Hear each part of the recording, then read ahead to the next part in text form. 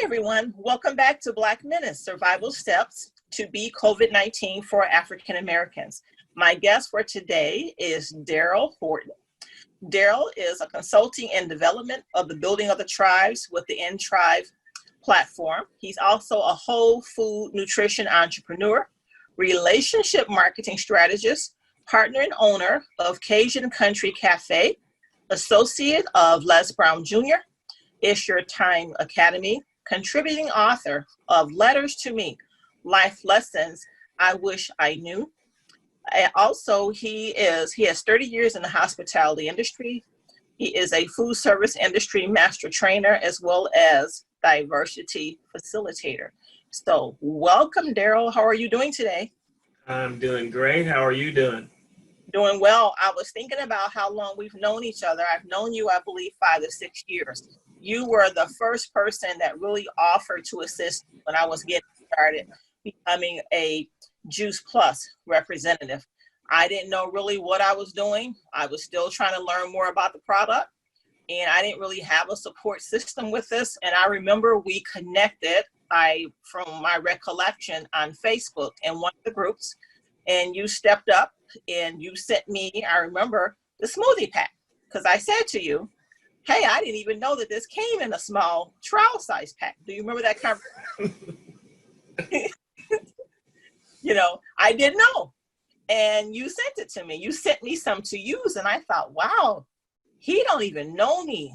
And, we're not even local. We're in different states. And he cared enough about me that he's going to send me, some actual product to use. That was impressive. That told me a lot about you. Because you were the first person who had done that. No one else had offered that. And when you're new to something like that, you don't know what you don't know. Yeah. And you impressed upon a lot of things. Number one, relationship building, and you truly care about working with people to make a difference in their lives. So that's what I love about you. And you're someone that I trust. So I'm so glad that you agreed to come on board to Black Menace. And so what we're talking about today is COVID-19, how it affects people with chronic disabilities. So Darryl, many people have chronic disabilities. So what is different, do you feel, about this virus in terms of how it is affecting people with a chronic illness? Well, as you know, I deal with a chronic disability and chronic pain on a daily basis. And I think, and matter of fact, I know because I talk to people when I go to my physical therapy, we have to take extra precautions. Literally, we have to. We can't, we cannot count on, going to the grocery store and expecting everybody to follow the rules. Because they're not. Do it. You just can't do it. Right. I've done a lot of research, and I don't talk about things unless they're significant, and because everybody's posting about COVID-19 and this and that and this and that. Well, I post about things like, if somebody sneezes, this is how far those droplets are going to go. Yes, they're going to land. They're going to land somewhere, and a lot further than 6 feet. Yes. So, I post about stuff like that, and how long it can stay airborne. So, I don't care what you have. Like you said, like we were talking earlier, I don't know what you do. I don't know where you've been. Right. With a compromised immune system, I'm going to do everything that I have to do to protect me That's it. And you know what? Protect you unapologetically, because your life matters, your health matters. And that's the thing that people don't seem to understand about social distancing. So I went to the grocery store and they have a sign on the door, Darryl, that says no entrance unless you have a mask. So I go in, I have my mask and I have gloves on. And there was someone in the store that did not have a mask on. And I walked up to the service desk and said, "Excuse me, I thought your sign said you can't enter your store unless you have a mask." I says, "And I'm bringing it to your attention because I have a chronic illness. You know, I have an autoimmune condition. And so to walk in this store to see that you allow other people in here who don't have the mask." I had an issue with that because if you're saying that, then to me, that's what you should be honoring. Exactly. You know, and if you're not going to honor it, don't even put it on the door. Just like some grocery stores have new hours that they'll say, I think up until 8 p.m. just for seniors only, you know, you can enter. But when you mention about the sneezing or those droplets, look at it this way too. So they're sneezing, those droplets are in the air and they're going to land somewhere, right? Okay. What if they're landing on you? What if they're landing in your eyes? Okay. What if they're landing in your nostrils? They can be landing a whole lot of other places. What if they're landing on your shoes and you're taking all that home with you? Exactly. And you know, people just, I just look at it like people just really don't understand. They just No. don't understand. And I, you know, coming from the restaurant industry, cleanliness and sanitation, oh my God. Oh my goodness, saying that. No, I want to go out. Oh my, you know, I mean, just going to the bathroom, Oh, you can kill somebody. you know, when you said that, I'm gonna tell you what came to my mind. Two things. One, when I travel and when I go to the airports, I hate going to the restrooms in the airport. Okay. Two, restaurants, you know, bathrooms. I remember once I went in there and someone had an accident. I walked in, backed up, turned around, walked out, walked up to the management staff and said, "Excuse me, you need like hazmat or whatever you need, you know, needs to clean it." That's all I'm gonna say. They looked at me and said, "Well, what's wrong?" I'm like, "No, you go in there. You go in there and figure that out. You know, I'm not going in. Just clean it." They were not in any hurry to clean it. I said, "Okay, that's because I won't be back. I won't." Well, that is a prime example of trickle down management. You lead from the you know, management, the company management, and all the associates, employees. Everybody needs to be on the same page. Period. Because you can kill somebody. Do they realize that though? Some of them don't. Some of them get caught up in the position that they hold rather than the responsibility of the position. Well, they need to be caught up in the responsibility in saving lives and protecting people. And the other thing that I've noticed when you go into some of these restaurants and you go to wash your hands, the water is not even hot. It's cold. Yeah. I sometimes I turn it on because I'm looking, number one, not just to wash my hands, but two, I want to know, is this cold water ever going to turn hot? So you turn it on, you're washing your hands, the water is cold, right? You still letting it run, thinking it's going to get hot, and it never gets hot. Then the first thing in my mind, Darryl, is, oh my goodness, if this water is not getting hot and they're ain't killing nothing. Restroom going in and out and they're cooking food, that may be why I have some gastrointestinal issues. You know, that's in the back of my mind. Because if the water's not hot, you're not killing any germs. No, you're not. You're spreading germs. You're not killing any germs. Yes. And yeah, that there's a hand wash sink in the kitchen, but from experience, because it's my industry, those sinks get used probably 1/3 of the time. So how do they get away with this? Well, like I said, it all comes from the top. Mm-hmm. If there's no consequences, then employees are going to do what employees are going to do to be able to perform the job that they have. So when you think that they're washing their hands at home? Well, if they're not washing their hands at work, they're not washing their hands at home. Exactly.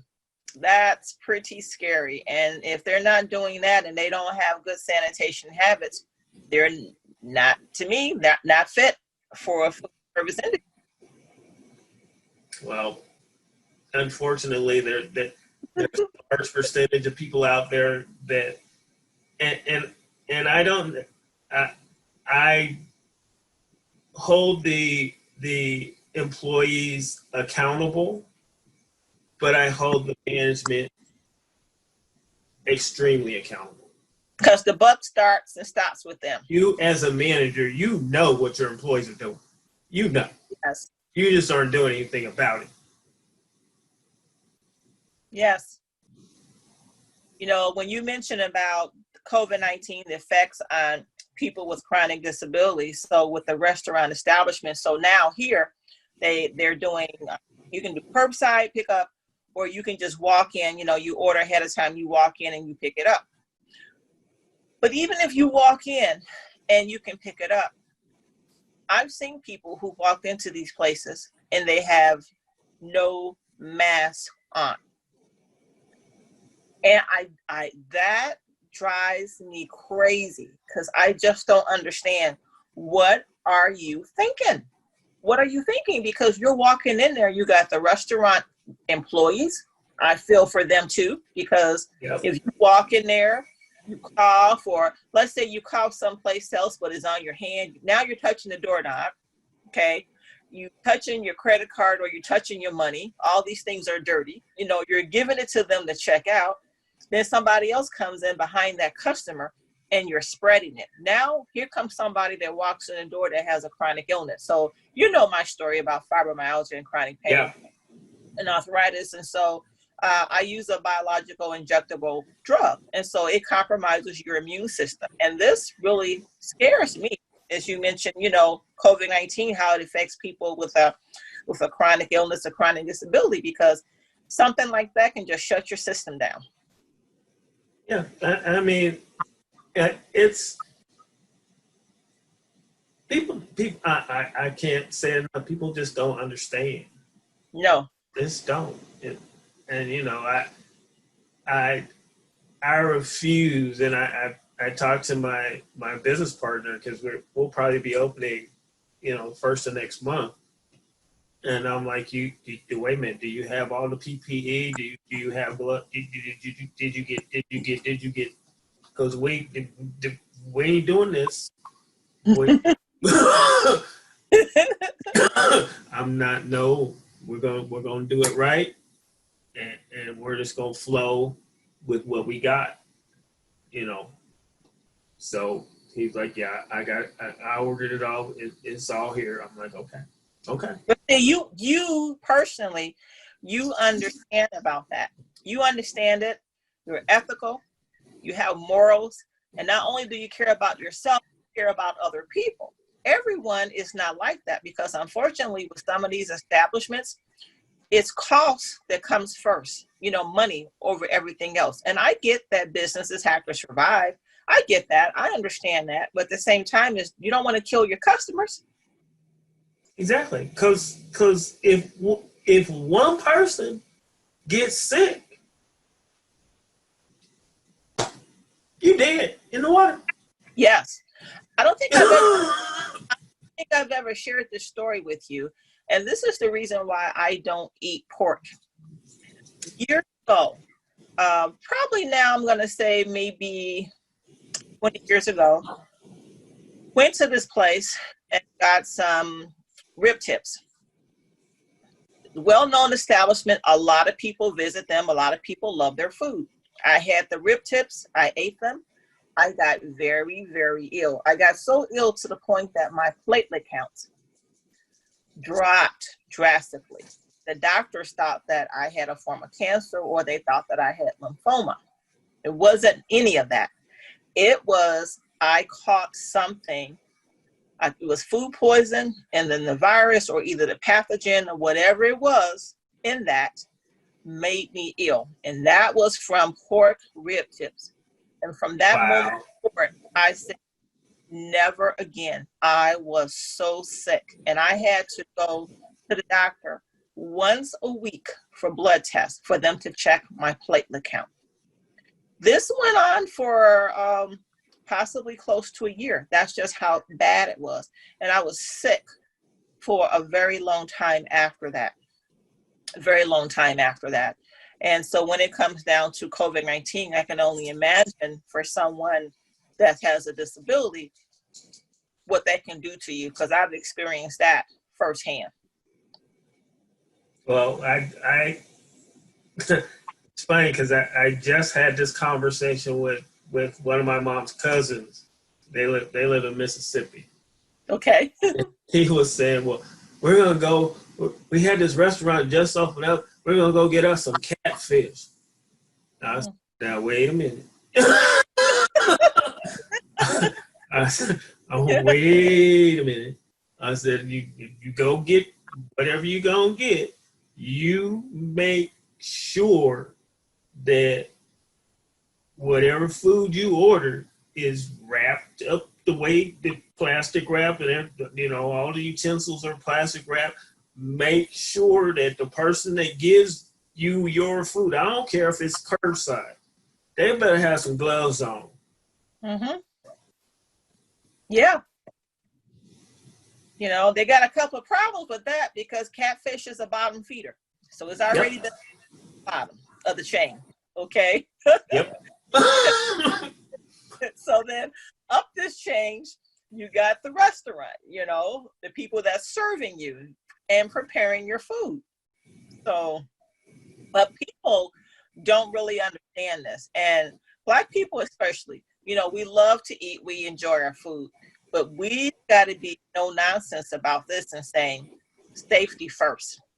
I shared with you about the situation with, I saw an article, I think it was Grubhub or some other place. What concerns me is, let's say that you order your food for delivery, right? So these people are picking up your food, they're transporting your food in their car, even though they have that bag, insulated bag or whatever. Okay, so let's say they sneeze or cough, your food is in that bag. Then they get out of their vehicle, then they come to you. I don't like that. I don't want my food in no bag that I don't know what else was in that bag that somebody's been coughing up.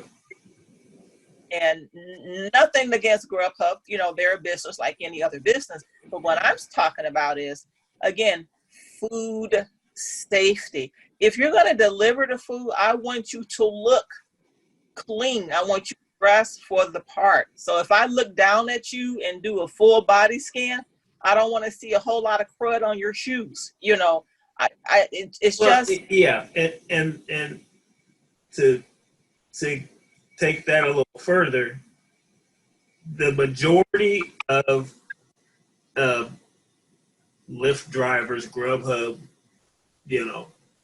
that industry, they don't take food handling classes. They're not certified. They just, I gotta go pick up somebody's food. Here I go. Boom, boom, boom.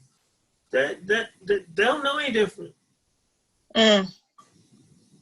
But due to this virus, I mean, you know what, Gerald? Even if it wasn't the virus, just knowing that it's safe, food safety, they really should be trained, because let's say that it's a hot summer day and they picked up food for you.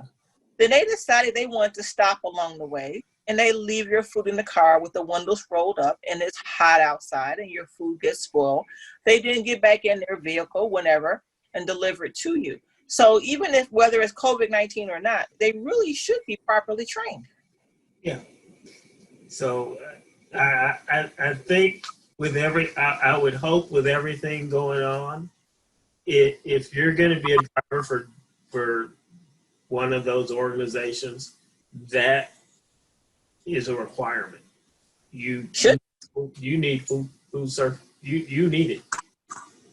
You need it because they honestly don't know. And it's not their fault. They don't know. They're just driving for a company. So go pick up this person's food and deliver it. Okay. But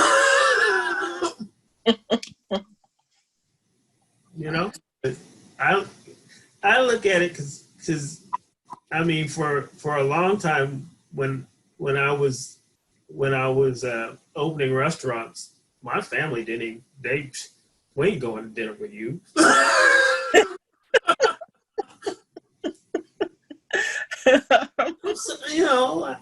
I just know what I'm looking at, and I'm gonna call it out. I'm sorry.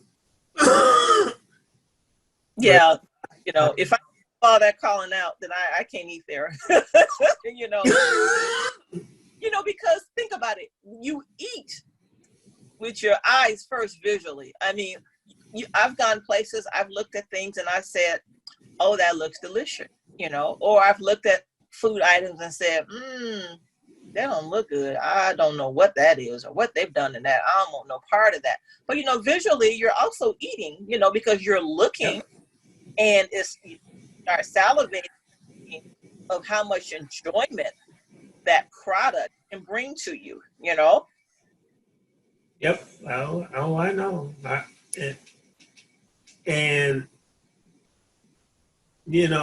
I'm meticulous. I mean, I can walk into a restaurant and be in there 5 minutes and tell you what's going on. Oh. But you know what? That's a good thing because now when you walk in there, so have you walked in restaurants and seen things and said anything to them? Oh, yeah. And what reaction? I always say something. Because it may be a training issue, but regardless of whether it's a training issue, it's a management issue. Because you put this person on the floor knowing they didn't know. I know someone that used to work at this restaurant, and one of the coworkers had probably about 5 to 6 dogs in the house and probably about 4 cats. And everybody knew that, right? That's just a little bit too much for me. I think 1 is enough, but that's just my preference. But anyway, I mean, 'cause let's face it, animals, you got to clean up after them, you got to keep them clean if they're in your environment. That means air and everything. She would come to work with her uniform on, and her job was to make like the macaroni salad and the potato salad. Well, people knew she had an animal. I'll put it that way, because the salad, the macaroni salad, the potato salad, you may see little hairs, of animal hair. That. Oh, wow. No. That's a no. But again, people, they may think that's okay. You may think that's okay in your own home. That's you. But when it comes down to serving the public, it can't be that way. You got to be about your business. Well, and I don't like to harp on it, but that is a manager's responsibility. Yeah, I mean, the bottom line is it doesn't matter what happens in the restaurant, you as the manager should know about it. And if you don't have qualified people that can be in the kitchen when you're not in the kitchen, or on the floor when you're not on the floor, that are responsible enough to take the responsibility to do what needs to be done the way it's supposed to be done, then you don't need to be a manager. Darryl, in 2018, my sisters and my first cousins and I, we had an called our sister celebration. We had not seen each other in a long time, so we wanted to just get together. I planned this event where we got together. We were going to have dinner together, and this was in Indiana at this one Italian restaurant. And so the menu, I had ordered pizza, salad, chicken, a variety of things. Then we had sodas, and this is how it went. And I was humiliated, and I was very embarrassed and very hurt. One of my cousins had a glass of soda, and she went to drink out of it. She put the glass down on the table, and she looked at it, and she goes, "Oh, look at this." It was a big black bug, like a beetle, attached to the ice. So you talking about killing a moment, okay? A moment, all right? You know, I don't even work at the restaurant. We picked this place because, you know, they thought this would be a nice place to go to. I was humiliated. I was embarrassed because I got some names of a place. We selected that place. I scheduled the event. I was concerned about their public health. So I went to go look for the restaurant manager, and I was telling her what happened. And I said, because of this, we can't even touch this food because now you've destroyed the moment. Plus, I'm wondering if there's anything in this food that we can, that's been baked in. You know, I don't know. What else is going on up in here? Right. Yep. They became angry about it. They had an attitude. So I says, well, I tell you this then, I'm not paying for this. I says, I didn't ask for a side of bugs with this, so I'm not paying for this. You know, I didn't ask for the side order. I'm not paying for that. I'm not paying for any of it, to be exact. And they were mad, and I'm like, you can call the police, you can do whatever you want. But if you call the police, you better believe I'm going to blast you and let everybody know about your bug business, because you cannot be serving food like that. Had they handled it professionally, okay, that's one thing. But to get an attitude about it is another thing. So this is what they said. They said, well, we had the exterminator here recently, and everything checked out along with the ice. I'm like, you had the exterminator here recently, so does that mean you had a problem then? You know, because that's now was in the back of my mind. That's what that means. If you have a problem, I says, well then, I says, they don't understand how did the bug get into the ice. I says, because you got the ice, you got all this ice, you filled the glass with ice, you fill them with the Coca-Cola products or root beer, whatever it is, iced tea products or whatever it is. So how did the bug get into the ice? Because I'm not understanding that. And I said, do you not understand this is a public, you know, health issue here? You know, I said, because number one, I don't know what kind of bug it is, and I don't care. It should not be in a glass of ice. And she still had an attitude about it, and she says, well, you have to pay for this food. I says, I'm going to tell you one more time. I'm not paying for this food. You can keep it. You can keep the bug. The bug is yours. But we did have photographs. You know, we kept photographs. And this is essential because here, this is a bunch of Black women. And so, you know how sometimes this can go. This can be a situation where they make it seem that we're being hostile or uncooperative or, you know, whatever. And so we stuck together on that and said, no, we That's how a lot of managers out there handle those situations. I mean, it bottom line, I mean, your establishment with a bug in my drink. Mm-hmm. I don't know if that was the special seasoning or the special sauce or what, but I'm just, you know, I'm to that. You know, I don't know, you know, but again, they called the manager. She had an attitude too. And so when you think about how when we dine out where we purchase our food, if there's not proper sanitation, how you can really make someone sick. You really make someone ill. Yep.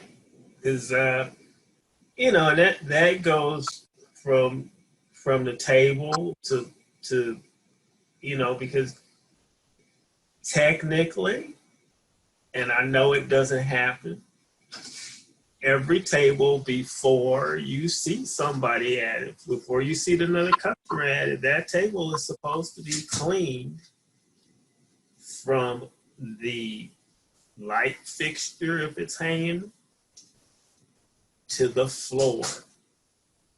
Wow. I don't think they're doing that. Nobody does it. No. So even the light fixture to the floor. Even the light fixture. What I've seen them do is they'll bust the tables, you know, take everything off the table. Sometimes they may wipe it down. Some places that are really good in caring, they'll wipe it down and look sweet. But all of them don't do that because it's to get you in and out. Mm-hmm. Because, well, you think about the light fixture. What gathers on the Dust. lampshade? Yeah. Dust. Yes, dust. The dust don't have but one place to fall. Right. True. That's so true. Yeah. I don't know. That's sad to say because the manager plays a big role. Everything starts with the manager. So let me ask you this question. So since everything starts with the manager, is the manager the one doing all the training of the employees? The manager enforces the training. The company normally provides the training. And training that's an ongoing thing. I mean, it never ends. So if the have a good support system where, let's say you got the manager, you got, let's say, supervisors or whatever titles they may have, some managers may be thinking that people, you know, that their staff is properly trained, maybe not knowing, especially if you are a manager that has multiple locations and maybe you're not at that, you know, you don't have the time to go from place to place. I'm just saying, I don't know. Well, I learned a long time ago that management is more about respect than knowing you're supposed to be doing this. You're supposed to be doing that. If you have the respect of your staff, they will walk through fire for you. And as far as cleanliness, they'll clean it as long as they know, yeah, I'm the manager and I will stand beside you to do it if you need my help. Mm-hmm. But if you're just going to stand there and tell me, clean it, while you're standing there doing nothing,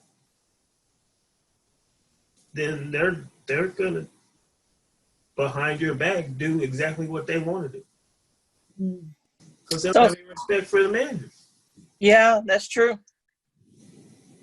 So Darryl, for people with disabilities, what are some things they can do to protect themselves, you know, when dining? So right now, if you're living, let's say you're someone that lives in a state that's still quarantined, or let's say you're someone in a state that's just now reopening and you want to dine out or do carry out, what are some things we can do to protect ourselves? Well, I know some states have restaurants that are open for dine in. If you go into one of those establishments, it's your prerogative to, when you walk in there, you can ask the manager for their health department report. You can straight up ask them, and they have to give it to you. They do? Okay. To show it to you. Health department report. Okay. uh, make sure that, you know, the way they're seating people, there's enough distance between tables that, you know, maybe, you know, 2 or 3 tables between people, so that you have enough distance to be able to enjoy your experience. And always make sure to check your silverware, because a lot of restaurants roll their silverware. But if you roll your silverware, okay, now you're stacking, you know, nice forks and spoons, and if one of those utensils is dirty, then all of them are dirty. True, that makes sense. Oh, you've contaminated the others. Yep. So, you know, those are some things that are that you can see right away. Okay. Now, I tell people that if you order a beverage, if you order a soda and you can see the soda machine, unfortunately, those machines are not cleaned regularly enough to be. I'm just telling you. Oh, I believe that, and I'm gonna tell you why. I've been in places where when you get to that machine and you look at it, it's dirty, there's stains, and just people pushing the buttons and touching things that it just does not look sanitary to use or safe. Exactly, and that's not even talking about the inner mechanics of the machine that are True.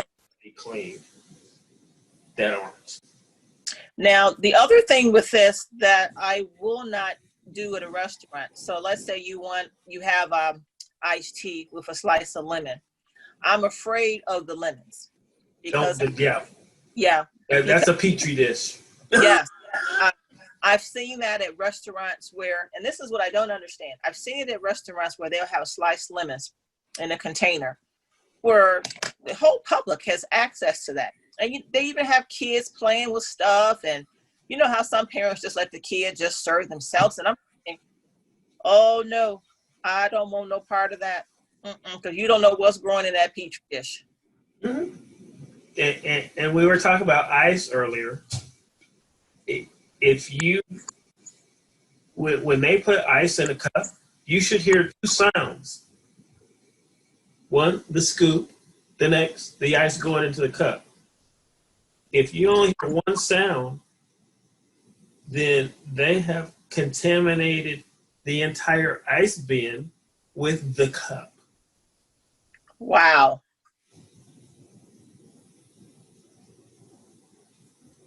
That's why this really impacts our health if we don't know what to look for. Now, when you mentioned the health department report, what are some things in the health department report? Is it going to indicate if there is any violations? What exactly is that? Yeah, the health department report will indicate violations, areas that they notice that need to be cleaned better. It'll indicate any place where they're literally just failing on their cleanliness and food handling. It's all in there. You know, due to this pandemic, I mean, I love to cook and bake, so I always cook. But now, you know, I'm doing it at a higher level now. I'm really experimenting with different ingredients when I go to the store, because I don't want to be relying upon the restaurants. Now, there are some in town that we've come to know them and their families, that, you know, we may go there and say, hey, you know, we want to support you. We want to support your business because we value you, places that we know and trust, you know, that we may go and patronize their business, you know, because you want to see them succeed.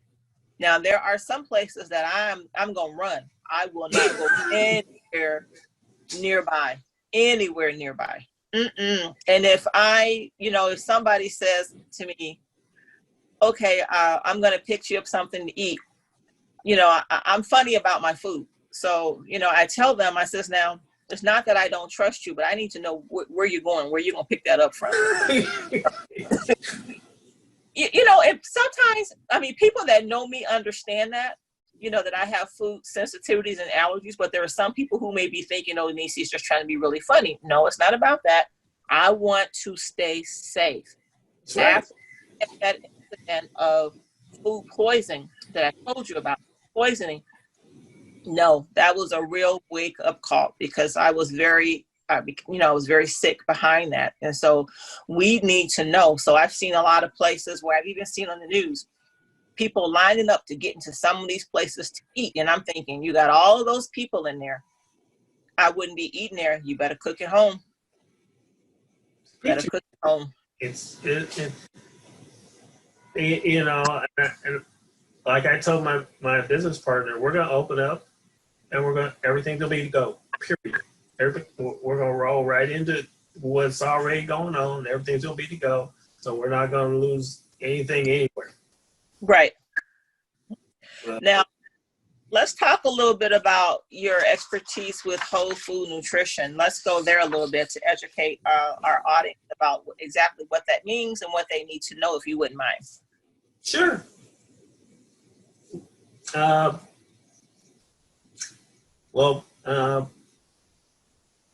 few years ago, I was having major issues with my sciatic nerve. Then I figured I was healthy my entire life. You know, I exercised. I did, you know, lift weights, ran a little bit, did other things.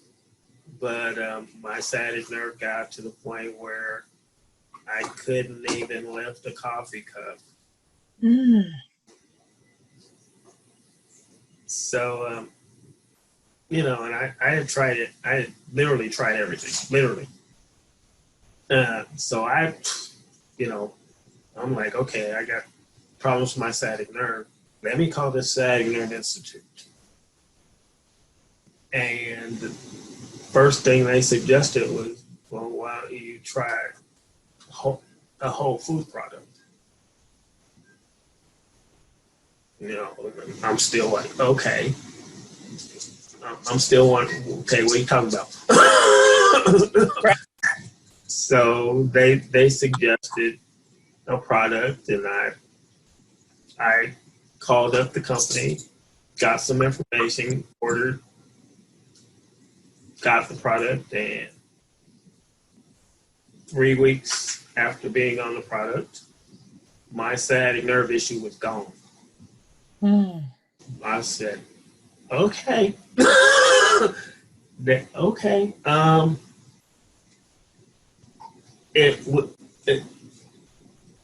Is there a business behind it? And the lady said, yeah. And I said, well, how much does it cost to, you know, be a business partner? She said, $50. I said, excuse me? And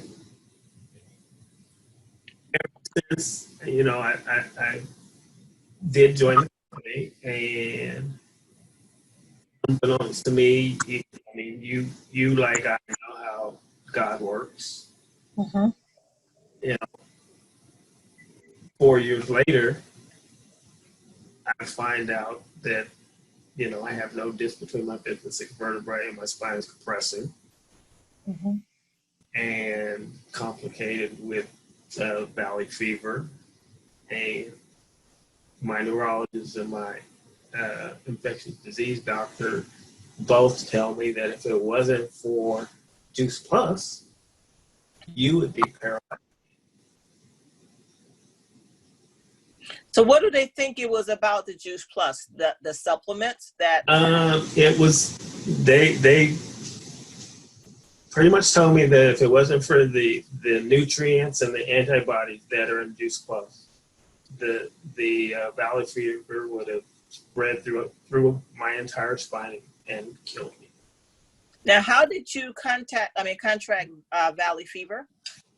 I was on my way to a convention in Arizona, and since it's an airborne fungus, I'm driving 300 miles to Arizona in my car, just, tooling along.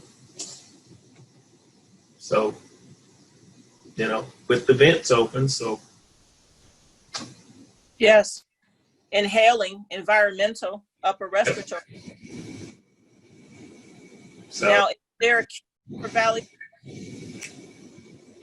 There is no cure for valley fever. I am on medication that I will be on for the rest of my life. So that explains why, when it came down to the Whole Foods advocate, that's one of your passions because of your experience. That makes sense. Well, yeah, and I tell people, every day that, they ask me questions about different subjects, and I'm like, well, if you get, people can only give you information on the experience, based on the experience they have had with whatever it is. I can't tell you how it's gonna benefit you. I know what it's done for me, and I know the beneficial properties of it because it's fruits and vegetables. But see, that's the difference. You're not just someone just selling a product just for income who has no awareness of how it can protect the body. You're someone who has firsthand experience in terms of you use this product and you've seen the benefits of the product in your own life, in your own health. Yep. So you speak to that versus, I'm sure you've met people, they'll sell products and you ask them different questions. They don't know what you're talking about because they haven't had any firsthand experience, or they may not even use the product. Oh yeah, and I know, I get pitched every day. Mm-hmm. Mm-hmm. And first question I ask, well, is your product, well, most of the time I already know. I know your product already. But I ask them, is it a nutritional product or is it a supplement? Mm-hmm. And they say, well, it's a supplement. Okay. Mm-hmm. Next question, do you understand the difference between a nutritional product and a supplement? And what do they say? They have no idea. They don't know. Which means you don't know your product. True. And your people product, that know, can you explain to them the difference?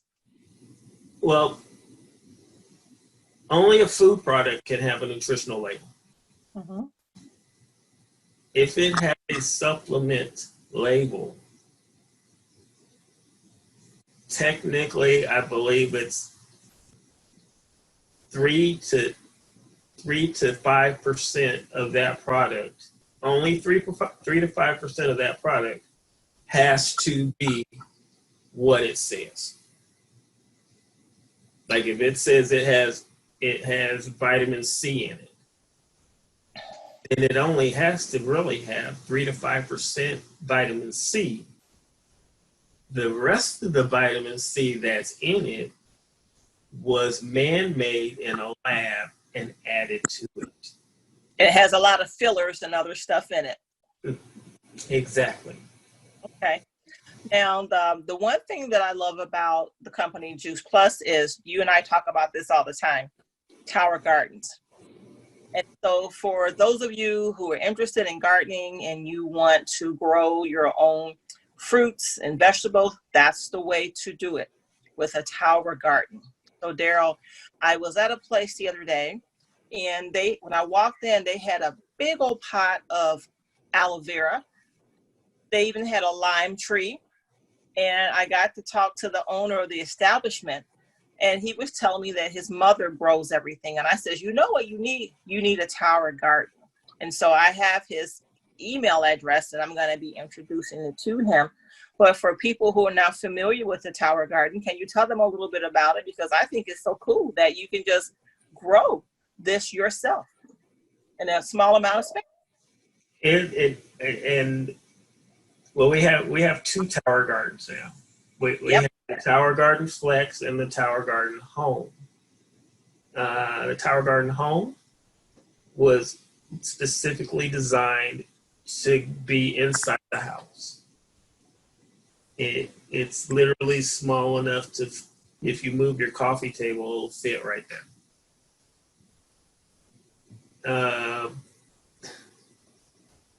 I've had one pretty much since 2 months of being associated with the company.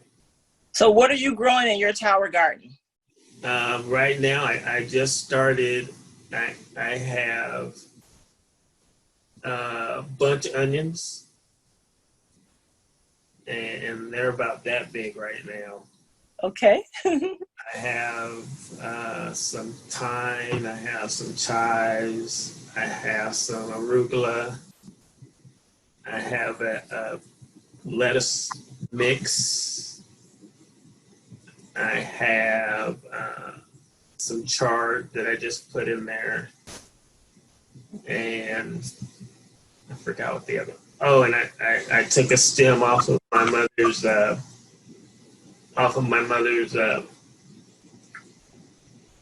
collard green plant and stuck it in there, and it's growing.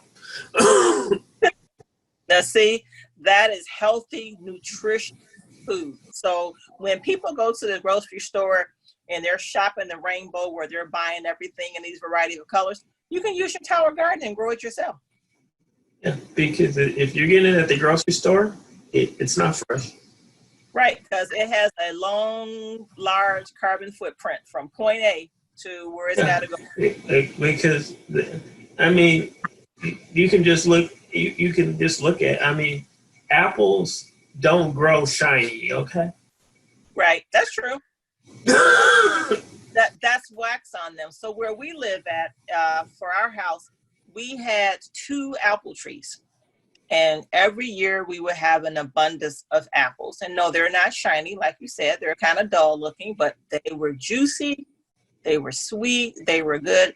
So we had apples on both trees. And then as the trees got past their life cycle, because they were very, very, very old, we had no choice but to cut it down because it became infested. But before that happened, hey, we always had an abundance, more than a bumper crop of fresh apples. Yep. And I remember as a kid, we would go out to the fields and pick blackberries, and then go home, and my grandmother would make a blackberry pop. Right. Yeah. And Darryl, many children don't even know where fruits and vegetables come from, because all they know is they go in the grocery store with mom or dad or auntie or sister, whomever, and they see it, but they don't know how it Where grows. it came from. Yeah, children need to know where their food comes from, because I feel that if parents introduce their children to fruits and vegetables, whole foods, healthy eating, then that can spur them to eat healthy and avoid, diabetes and other types of chronic illness that sometimes can stem from an unhealthy diet. Right, and that's one of the highlights of the Tower Garden. They actually have developed a school curriculum around the Tower Garden. That's awesome, because kids need to know. And you know what? If they experiment early and they get used to tasting things, they're not afraid, because they'll know what it tastes like. What's a berry, what's an apple, all kinds of fruits. I mean, there's so many out there. Yep. Yeah. And not only fruits, I mean lettuce, cucumbers. Yeah. Kohlrabi. All of it. Yeah. All of it can be grown in a tower garden. Yes, it can be. And it's, to me, more affordable to grow it in a tower garden because you'll get the harvest, you'll get the increase. And it's very easy to do. Very, very easy to do. Yeah. And you have to monitor the water and make sure that the pH stays within range. But other than that, you're not bending down, you're not playing in dirt, you're not, none of that. You're just sitting there listening to the water run. And... Yes. Well, I share with you, my goal is to get enough funding where I can donate these tower gardens. That's what I would love to do because it could help so many people.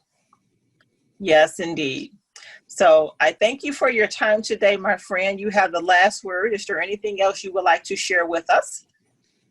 I honestly just want everybody to think about the next person before you step out, because you don't know, that person might have a chronic disease, that person might have a compromised immune system that you don't know about. And even though they have a mask on, that doesn't mean that they don't have a compromised immune system. And the masks are just a mask. That doesn't mean it's going to stop anything. True.